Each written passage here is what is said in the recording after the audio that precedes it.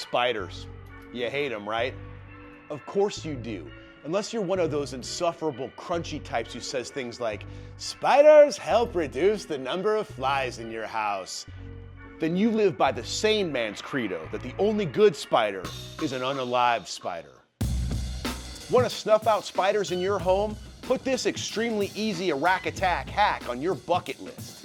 Get a half cup of liquid dish soap. Pour it into a bucket of warm water. Place the bucket near the spot you most often see spiders. Lay in wait until spiders climb inside, get trapped in the soapy water, and drown.